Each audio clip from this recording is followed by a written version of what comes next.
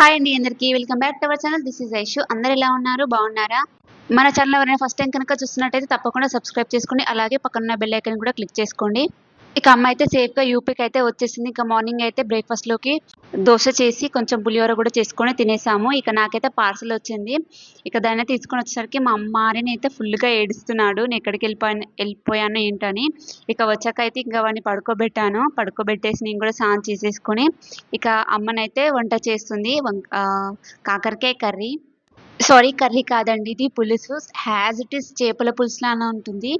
చాలా యమ్మీగా ఉంటుంది. ఇలా చేసి ట్రై చేయండి. నాకైతే ఇలా చేయడం రాదు. నేనైతే ఎప్పుడు చేయలేదు.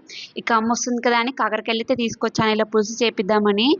సేమ్ చేపల పులుసులానే ఉంది టేస్ట్ మాత్రం. మాక్సిమం అందరికి తెలిసే ఉంటుంది ఇలా పులుసు చేసుకోవడం. కానీ ఎవరికైనా తెలియకపోతే కామెంట్ చేయండి. ఇక ఫుల్లు వేడొస్తుంది ఈడైతే. ఎంతగానం హీట్ అంటే చెమటలైతే కారిపోతున్నాయి. అంతగానం హీట్ ఉంది. వర్షం వచ్చేలా ఉంది కానీ వర్షం అయితే రాలేదు. ఇక నైట్‌కైతే మటన్ కర్రీ విత్ పూరి అయితే చేస్తున్నాము. మటన్ కర్రీ నేనే చేశాను. జస్ట్ అమ్మ కట్ చేసి ఇచ్చింది.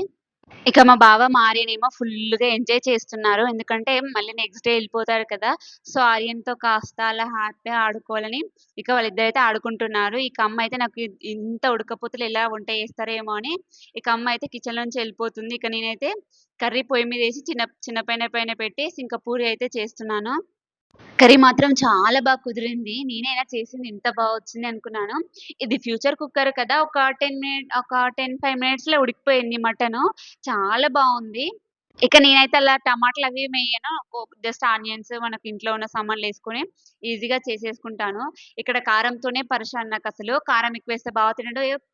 తక్కువేస్తే అమ్మ తినదు. నేనెలా ఉన్నా అడ్జస్ట్ అయ్యి నేనెక్కడున్నా, ఎలా ఉన్నా తినేస్తాను మాక్సిమం. ఈ ఉబ్బరానికి, ఈ వంటకైతే అబ్బబ్బబ్బా! అసలు మంచు పట్టట్లేదు. అందుకే ఈ సడెన్‌గా అన్నీ జరుగుతాయని నాకు ఈ ఆర్మీ జాబ్ అవ్వాలంటే మస్తు కోపమొస్తది. లిటరల్లీ నాకెంత కోపమొచ్చినా గాని లోపల దాచుకొని ఏదో ఒక రోజైతే బయట పెడతాను. ఇక మనం కొంచెం ఎక్కువగా మాట్లాడినా గాని మనకు మనీ ఏడికెళ్ళొస్తుంది మరి? ఊరికనే వస్తుందా మనీ? జాబ్ చేస్తేనే కదా! మన జాబ్ ఇలాంటిదే.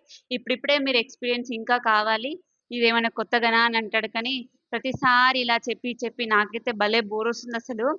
నేనైతే ఒకప్పుడు అనుకునేదాన్ని ఈ ఆర్మీ జాబ్ ఉన్నోళ్ళు ఫస్ట్ ఫ్యామిలీకి ప్రిఫరెన్స్ ఇస్తారు అని.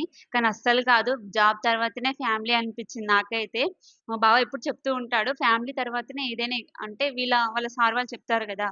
ఫ్యామిలీ తర్వాతనే ఇంకేదైనా అని. కానీ అలా మాత్రం అస్సలు కాదు. వీళ్ళు జాబ్ కావాల్సిందనుకో ఖచ్చితంగా వెళ్ళాల్సిందే. నాకైతే ఇలా అనిపిచ్చింది. ఈ వీడియో చూసాక మీకెలా అనిపిచ్చింది? ఫ్యామిలీ తర్వాత జాబా? జాబ్ తర్వాత ఫ్యామిలీయా? ఎలా అనిపిచ్చిందో కామెంట్ చేయండి. నాకైతే వీళ్ళ జాబ్ తర్వాతనే ఎవరైనా అనిపిచ్చింది.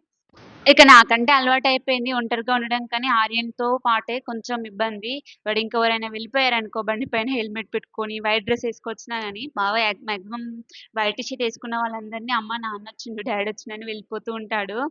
ఇప్పుడంటే కాస్త చిన్నగున్నాడు కానీ ఇంకా కొంచెం పెద్దయినంక ఇబ్బంది పెడతాడేమో అనిపిస్తది. అంటే వాళ్ళని చూస్తుంటే మనం ఎమోషనల్‌గా ఫీల్ అయితాం. నేనైతే అప్పుడప్పుడు అయిపోతాను. పాపం కదా! అలాంటివి అంటే కొన్ని మిస్ అవుతున్నాడు కదా! అని. మా బావ అయితే మాక్సిమం అలా మిస్ అవుతామనే ఆర్యన్‌కి ఏది కావాల్సినా ముందుగా ఎక్స్‌పెక్ట్ చేసి తీసుకొస్తారు. కానీ అది సామాన్య దూరంగా ఉండి తీసుకురావడం వేరు, దగ్గరగా ఉండి కొనియడం వేరు అనిపిస్తది నాకైతే. మనకేదైనా కావాలన్నప్పుడు దూరంగా ఉండి ఇచ్చింది వేరు, దగ్గరగా ఉండి ప్రేమతో కొనిపించింది వేరు కదా! ఏమంటారు? మరి వీళ్ళు వెళ్తున్నారు కదా! అని మరి నైట్ డ్యూటీస్, డే డ్యూటీస్ ఏమైనా తక్కువుంటాయా అంటే అస్సలు లేదు. కంటిన్యూ డ్యూటీ అసలు. వీళ్ళు నైట్ ఎళ్ళిపోతారు, మళ్ళా మార్నింగ్ వస్తారు. ఒకవేళ నైట్ డ్యూటీ లేకపోయిందనుకో పీటీ ఇవి అబ్బబ్బా! అసలు మాతోనే మాక్సిమం ఒక 1, 2, 3 అవర్స్ అలా ఉంటాడంతే. డైలీ ఆ 1, 2, 3 అవర్స్‌లో మా బావ పర్సనల్ పనులు, మా పనులు, కూరగాయలు తెచ్చుకోవడం, సామాన్లు తెచ్చుకోవడం వీటికే ఎళ్ళిపోతుంది. ఇంకా కొత్తగా వీళ్ళు పోతున్నారు కాబట్టి ఆ ప్యాకింగ్ సామాన్లయితే అబ్బబ్బా! ఎన్ని గనం ఉన్నాయి. మళ్ళీ వెళ్ళేది జమ్ము కదా! సో, అన్నీ ఇంకా కొత్తయి తెచ్చుకుంటున్నాడు. అప్పుడు జమ్ములో వాడినయి ఖరాబయినయి. అందుకని ఇప్పుడు మళ్ళీ కొత్తగా అన్నీ కొనుక్కుంటున్నాడు. మన సివిల్ బట్టల కన్నా వీళ్ళ బట్టలకసలు మామూలు రేట్ కాదు. వామ్మో! ఒక్కొక్క డ్రెస్ 3000, 4000 అలా ఉన్నాయి. ఇంకా షూ అయితే ఆహ్, ఆహ్, 1000, 1500-2000 అలా ఉన్నాయి షూస్. మా బావకు ఉండొచ్చమ్మ. ఒక ర్యాకే నిండిపోయింది. నేను ఒక ర్యాక్‌లో పెట్టాను.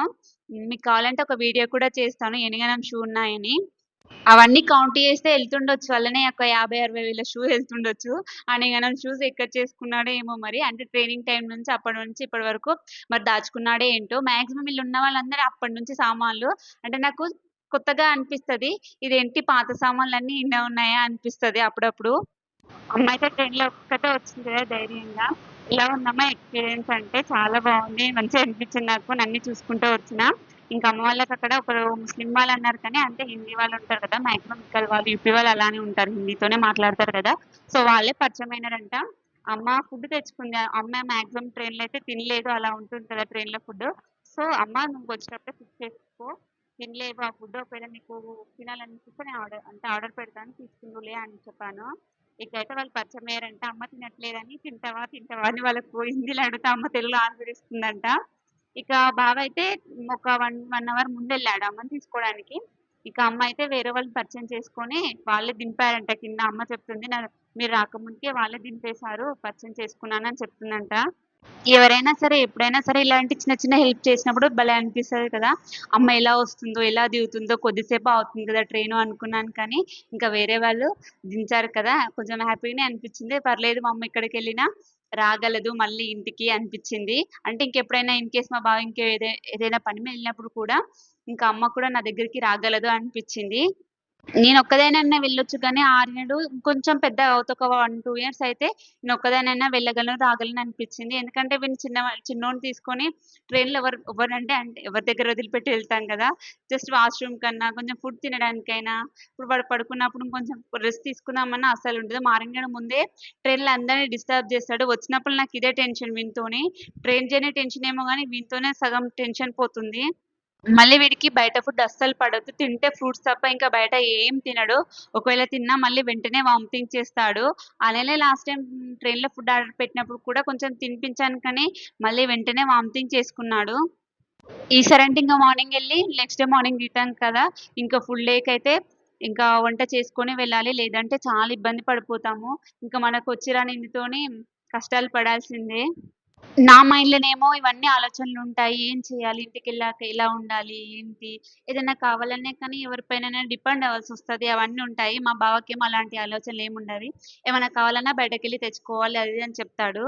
ఇక మా అమ్మ ఏమో ఇక్కడ అందరూ స్టైలిష్‌గా ఉన్నారు. లిప్‌స్టిక్‌లు పెట్టుకున్నారు. జీన్స్‌లు, టీ షర్ట్‌లు వేసుకున్నారు ఏంటి అని నవ్వుతా ఉంది. భలే అందంగా ఉన్నారంటుందమ్మ. ఇక బాల్కనీలో చైరేసుకొని వచ్చిపోయే వాళ్ళందరిని చూస్తా ఉందమ్మ. ఇక వీళ్ళైతే ఆడుకుంటున్నారు. నా వంట కూడా అయిపోయింది. ఈ వీడియో మీకెలా అనిపించిందని let me know in the comment box. Thanks for watching అండి.